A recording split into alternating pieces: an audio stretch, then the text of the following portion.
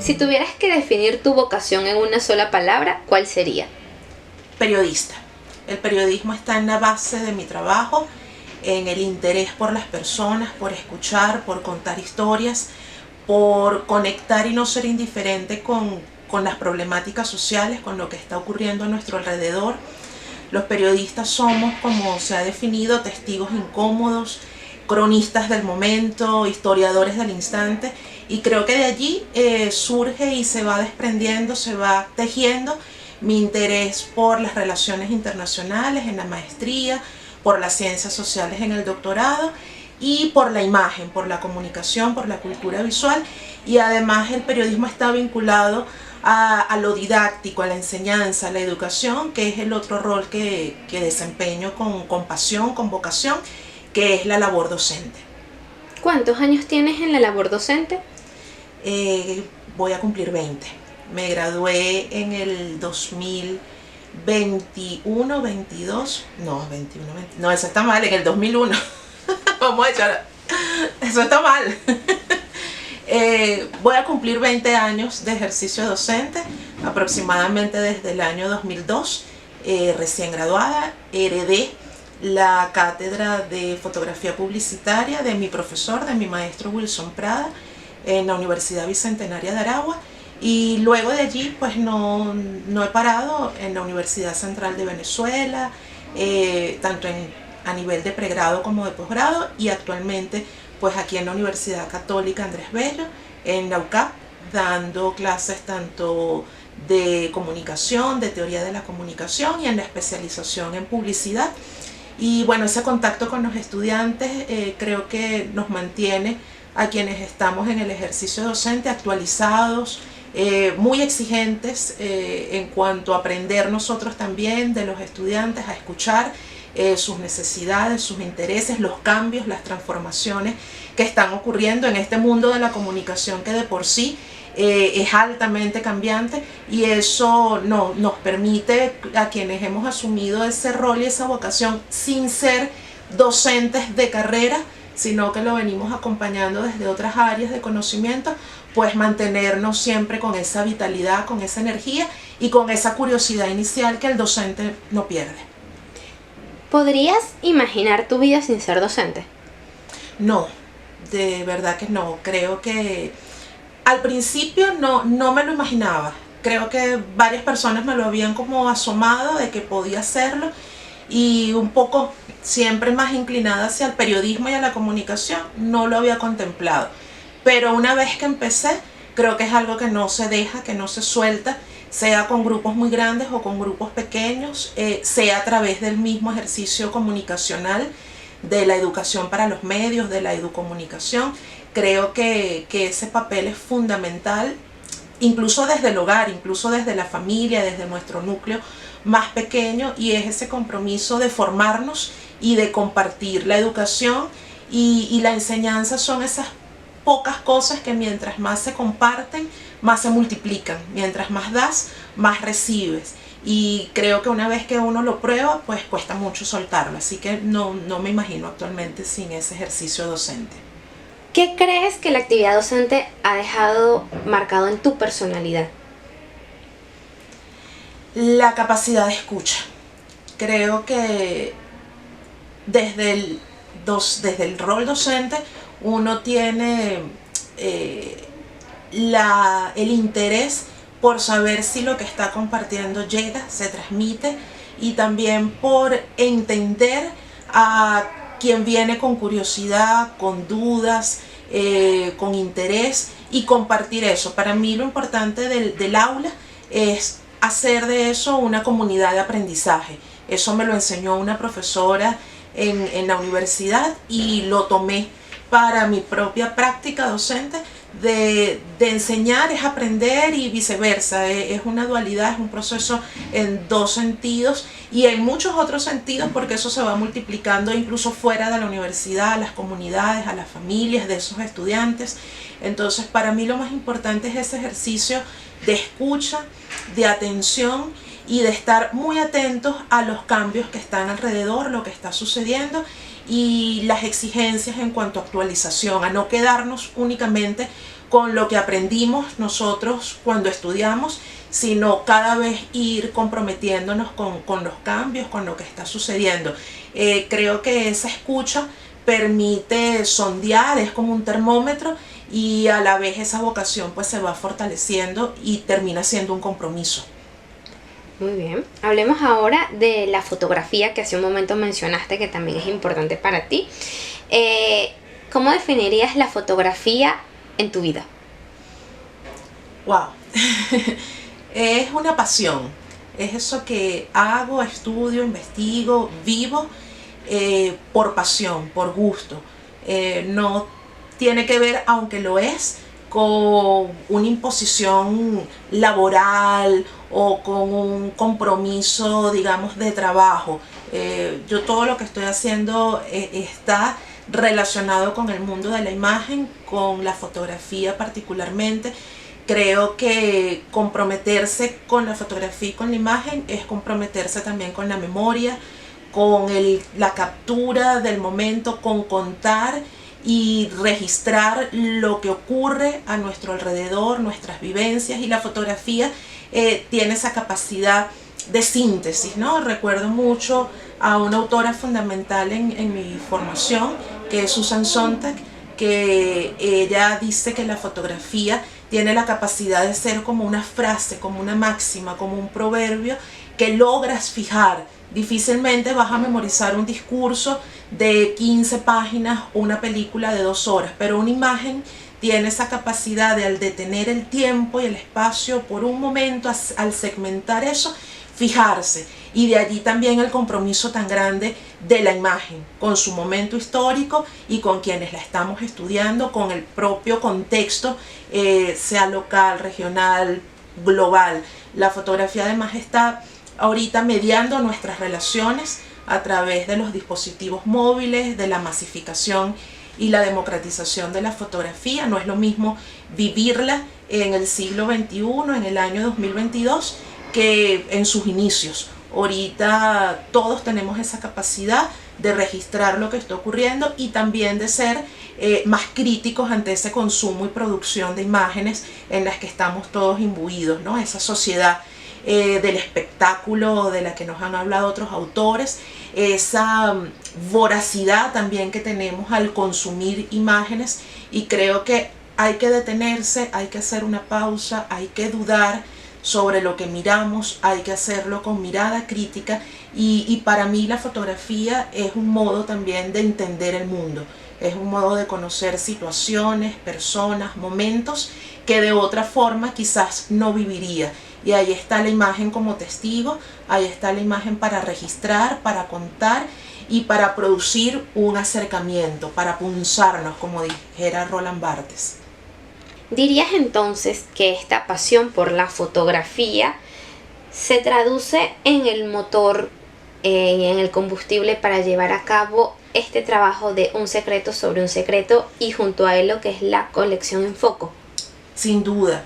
El proyecto de la colección en foco surge primero por la necesidad de estudiar nuestra historia de la fotografía venezolana, y luego por el compromiso de reconocer la labor, los aportes de quienes han dedicado parte importante de su vida a este oficio.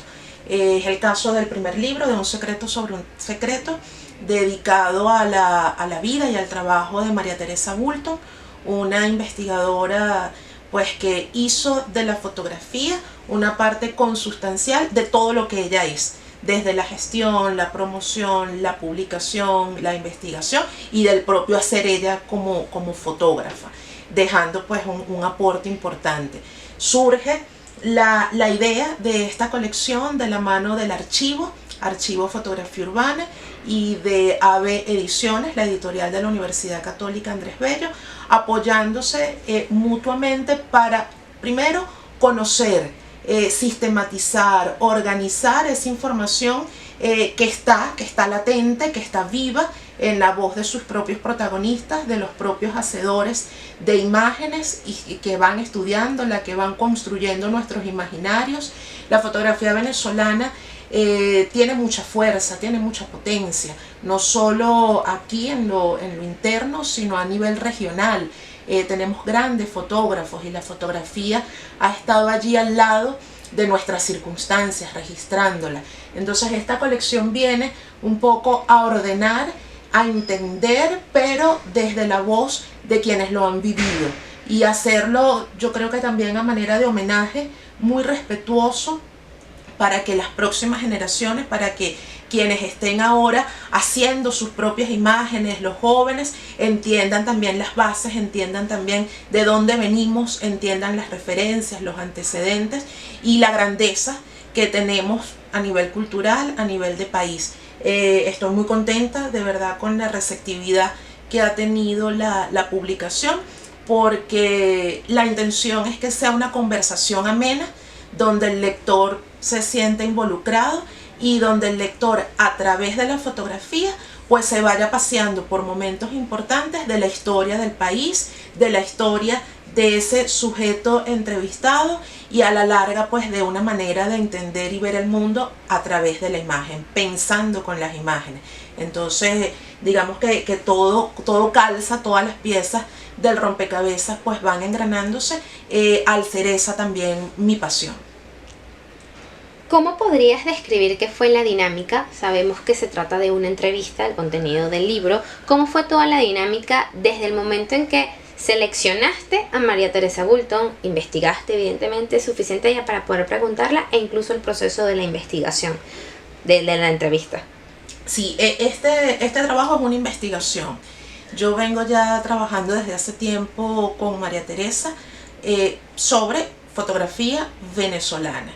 Luego viene de parte del archivo la propuesta, ya viendo esa cercanía, de que esas conversaciones, ese intercambio se haga de una manera más organizada, no digamos tan dispersa, y se le da como estructura a esta investigación. Nos planteamos unas preguntas iniciales, por supuesto todo esto viene siempre desde la amistad, desde la camaradería, desde la conversación, y María Teresa también iba enriqueciendo con temas, iba proponiendo temas que podíamos tocar.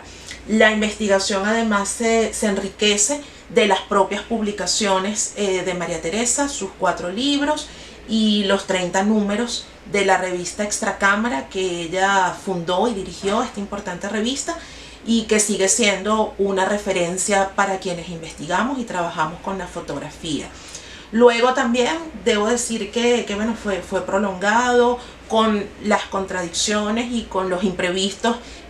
Vino la pandemia, hubo temas de salud, hubo temas país, pero podíamos retomar por distintas vías. A veces casi siempre fue presencial, pero en su casa, preparando algún taller que impartíamos juntas, luego de ese taller, en una conversación, en el carro, viniendo ella también aquí a la universidad, en fin, en distintos escenarios dentro de esas propias conversaciones que pueden ser cotidianas, que pueden ser incluso telefónicas, pero donde hay una idea que uno sabe escuchar, captar y luego incorporar a la investigación para desarrollar posteriormente pues con María Teresa y con las propias lecturas.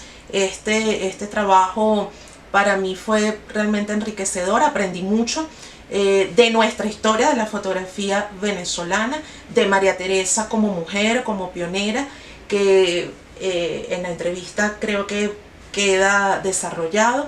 Fue una mujer que tuvo que superar dificultades de diversa índole y que sin embargo perseveró, creyó en lo que estaba haciendo, aun cuando era todo muy incipiente, aun cuando había muy poco apoyo alrededor, y bueno, es ese paso, ese riesgo que tomó, y bueno, creo que hoy tenemos unos resultados muy importantes que agradecerle. De manera que bueno, esta entrevista y la colección en general viene a ser ese esfuerzo por ver cómo ha sido abordada, desarrollada nuestra fotografía en Venezuela. ¿Con qué palabra podrías definir a María Teresa Bulton? Mujer. una mujer en toda la amplitud de la palabra, con todas sus dimensiones. De allí se desprende pues la valentía, el ser pionera, el ser madre, el ser emprendedora, gerente, en ser curiosa, porque la investigación necesita de la curiosidad, también en ser humana, con sus inseguridades, con sus dudas, con todo lo que tenemos, pero creo que la definiría como una mujer de su tiempo, y cuando hablo de su tiempo hablo de ese tránsito a lo largo de los años y de estar siempre activa, atenta a lo que está ocurriendo. Ahorita en el 2022, con 84 años, María Teresa sigue escribiendo, sigue publicando, sigue con proyectos, y eso para mí es un ejemplo. Creo que además de esa palabra de mujer, María Teresa, y lo digo desde la investigación, pero lo digo también desde el cariño y la amistad, es un ejemplo, no solo para mí, sino para quienes a veces desde lo laboral tenemos que equilibrar lo personal, lo familiar, lo económico, todas esas multitudes que terminamos siendo en una sola persona, como diría Walt Whitman. Ahorita mencionaste el tema de la investigación. Evidentemente ser investigadora es una parte, vamos a decir, fundamental y principal de tu vida. ¿Cómo y cuándo empezaste a sentir esta inclinación por la investigación y hacer de ella parte de tu vida profesional? Sí, bueno, como investigadora del Centro de Investigación de la Comunicación de la UCAP, trabajo en la línea de comunicación y cultura visual. La investigación llega a mí, yo creo que de una manera un poco accidental. Quienes estudiamos comunicación, muy pocas veces nos inclinamos hacia esa parte, aunque siempre lo comparto en el aula y lo digo con mis estudiantes. Hablar de investigación y de comunicación y periodismo, de periodismo e investigación, es hablar siempre de la misma cosa. La investigación es base fundamental del quehacer periodístico, del oficio de comunicar.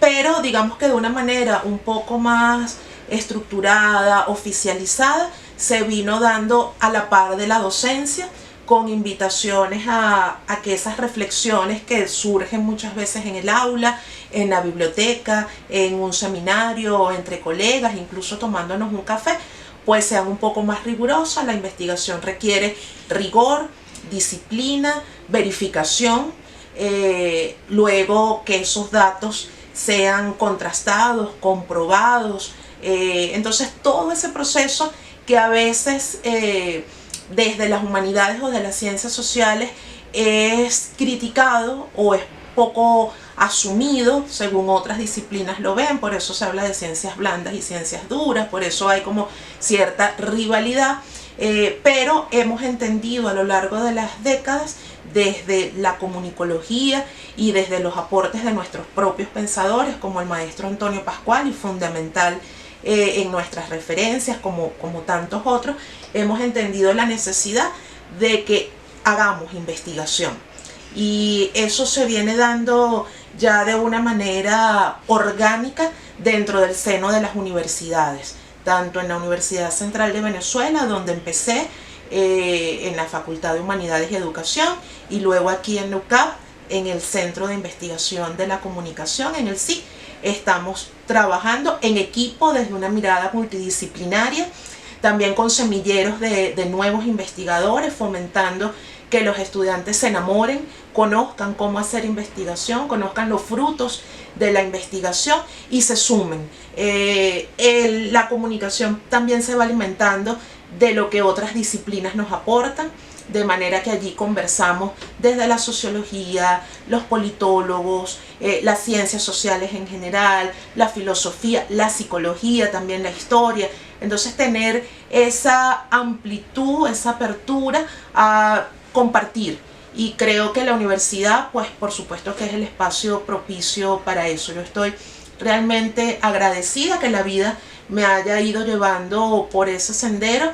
En el camino pues he encontrado y he tenido el privilegio de ahora trabajar con quienes fueron esos referentes o esos maestros que yo leía, que yo estudiaba, pertenecer al equipo de la revista Comunicación del Centro Gumilla, compartir allí con el padre Jesús María Aguirre, con Marcelino Bisbal, con Gustavo Hernández Díaz, con los investigadores que me formaron desde sus artículos y que ahora me siguen formando, sigo aprendiendo, pero desde el trabajo conjunto. Eso creo que desde mi caso es una lección valiosísima y espero que muchos estudiantes tengan también esa oportunidad de leer, de interesarse, de hacer investigación y en algún momento pues tener también la fortuna de trabajar de lado a lado de quienes han sido sus referentes.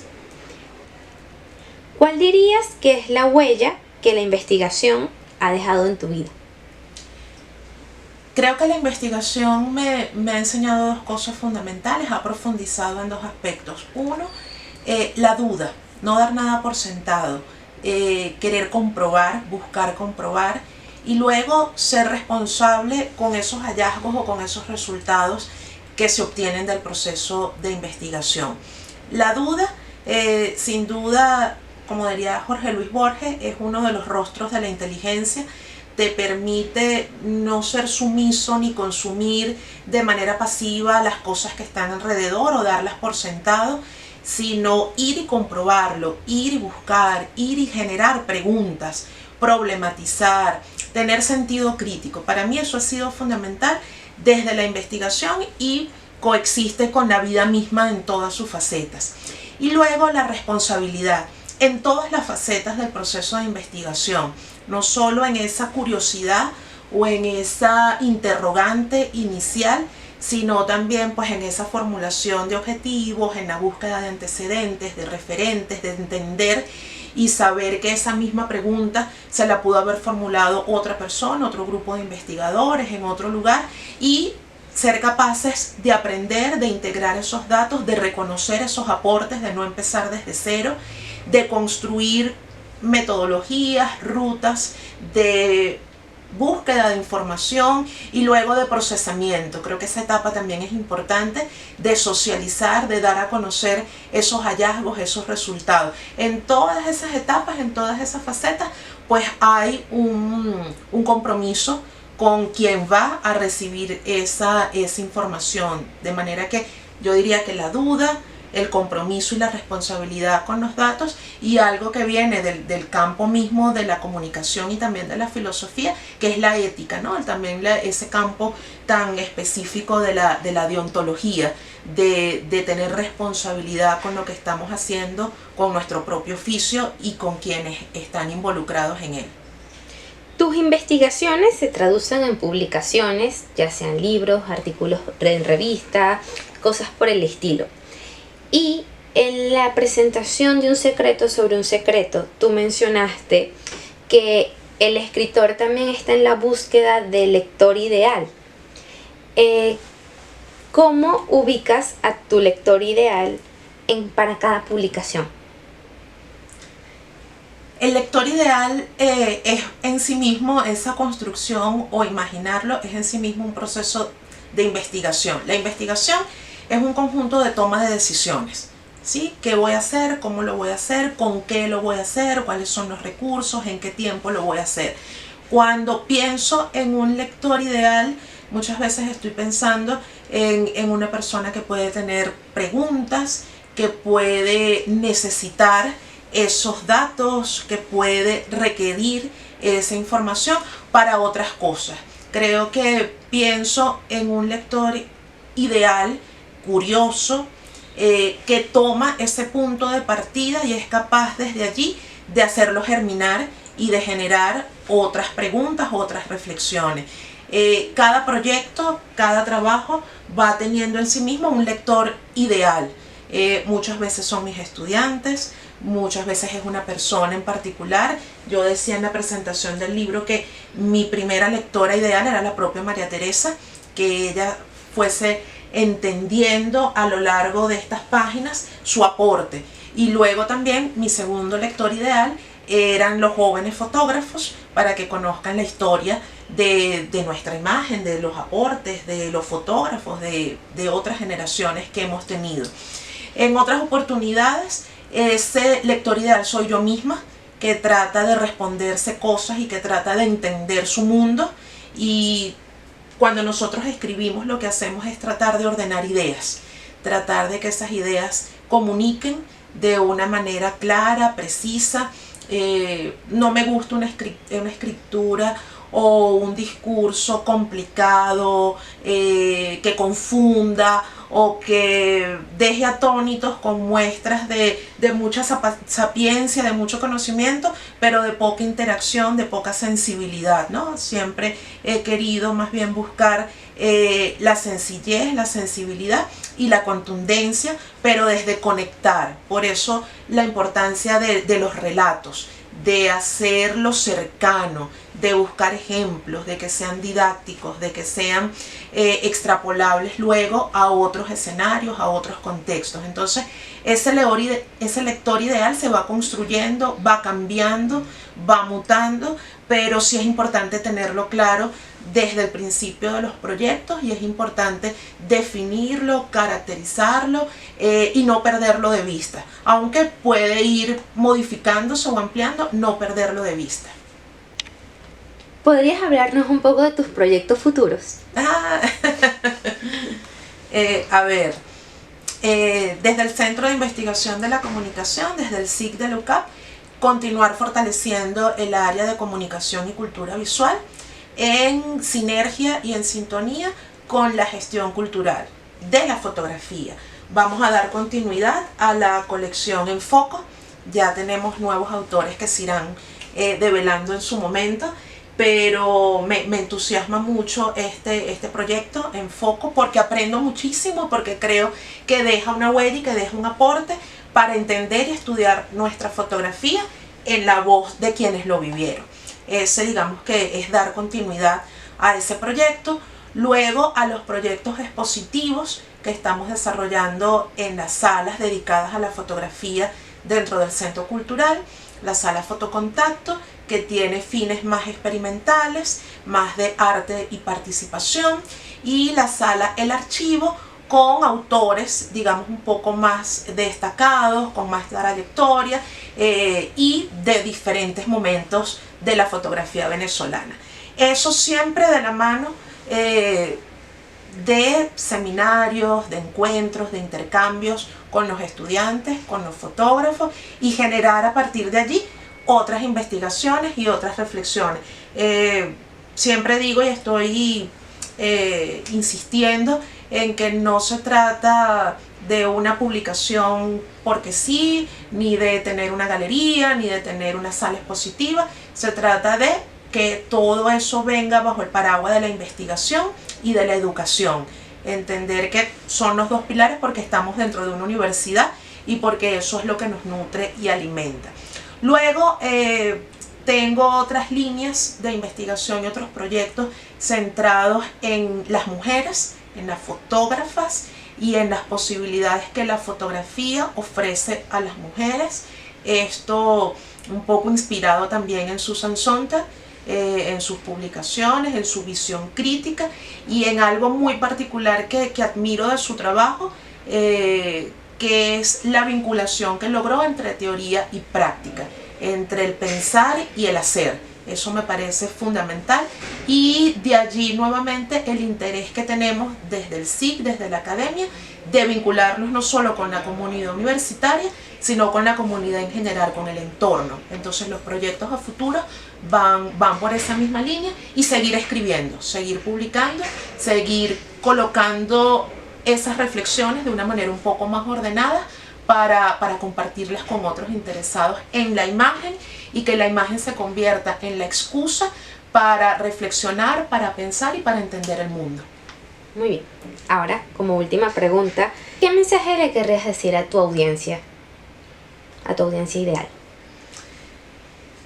Que piensen a través de las imágenes, que duden con ellas, y que ellas puedan ser el motor para generar cambios. La fotografía en sí misma, lo hemos venido debatiendo desde hace mucho, si es capaz ella en sí misma de generar cambios y transformaciones, ya sean de activismo, ya sean de cambios sociopolíticos, y bueno, hay como cierto consenso de, digamos que, del insumo inicial, de ese catalizador que puede ser de esa piedrita lanzada en un vidrio que de tanto insistir pues alguna grieta hace y por esa grieta puede entrar la luz.